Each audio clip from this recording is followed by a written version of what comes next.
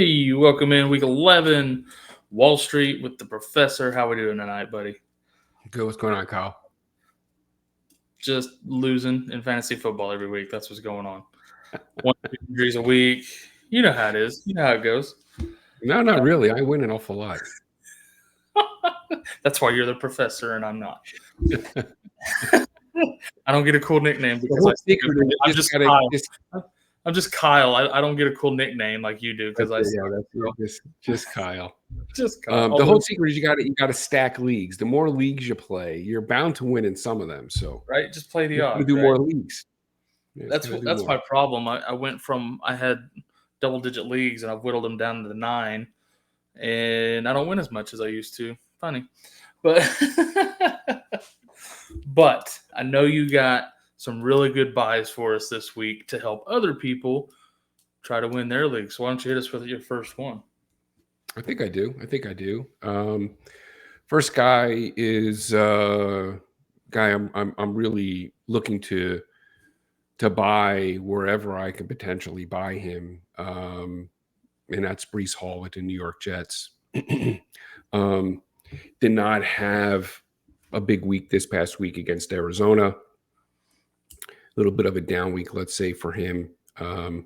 If you got an owner who has maybe loosened his grip on Breece, this could be the time to acquire him. He's got the number one remaining schedule at the running back position, including some really nice matchups over the course of the fantasy playoffs. He still has been very, very efficient running the football.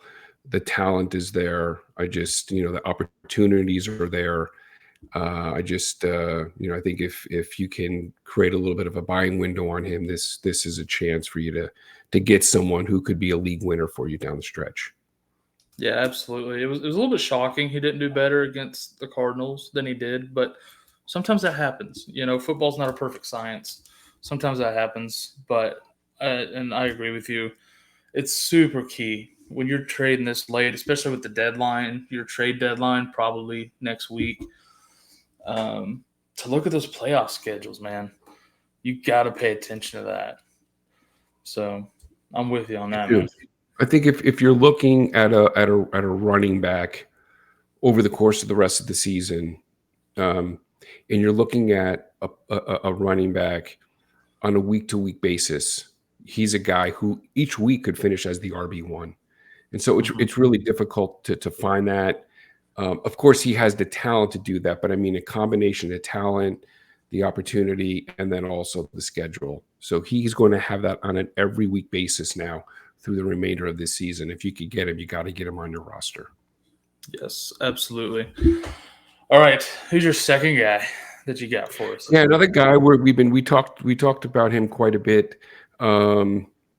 Lots of owners of CeeDee Lamb panicked, looking to move him. For me, it's a great opportunity to buy.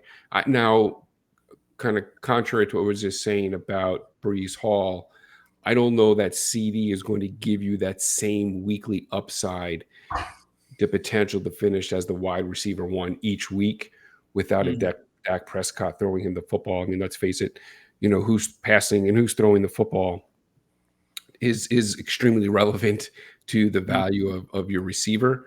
But you're still talking about an elite guy, one of the top receivers in the league. And like Breece Hall, he has a tremendous rest of season schedule. So I do think that if you can get CeeDee Lamb on your roster, this is a really, really nice time to acquire him. Yeah, no, I agree. His schedule's great, and the QBs throwing to him are not. But when you got a guy that's as elite as CeeDee Lamb, they're going to find ways to get him the ball. These backup QBs are going to target him relentlessly because they know they can trust him. And, all of that is going to make, like you said, maybe not wide receiver 1 every week, but he's going to have a lot of top 10, top 5 type weeks between now and the end of the season. Yeah, I agree. All right. So we got last but certainly not least. Well, one more receiver. One more receiver.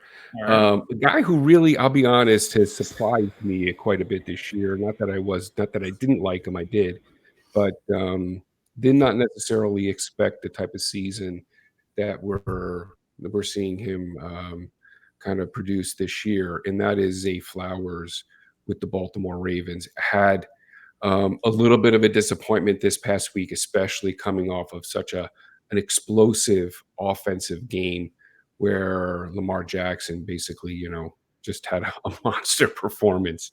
I think that and Zay Flower owners probably being maybe rightly concerned, but certainly maybe more overly concerned with the addition of Deontay Johnson and maybe a little bit panicked on Zay.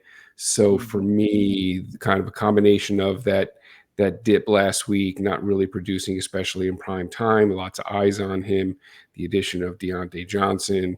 If I can get Zay Flowers, you can probably get him for a very good price right now. I'm acquiring him. I'm getting him on my roster. Yeah, I remember, because he had that really good game the week before. And then I remember texting Corey during that Bengals Ravens game and cussing about Lamar throwing a touchdown pass to everybody on that team except Zay Flowers. I was like, what is going on? But again, that's nothing to panic about. It was frustrating in the moment, but it does give us this sliver of a window to try to get him on your team. 100%. So that's what I'm going to try to do. I've only got him in one league. I got to try to get even more of them. So that's what I'm going to try to do.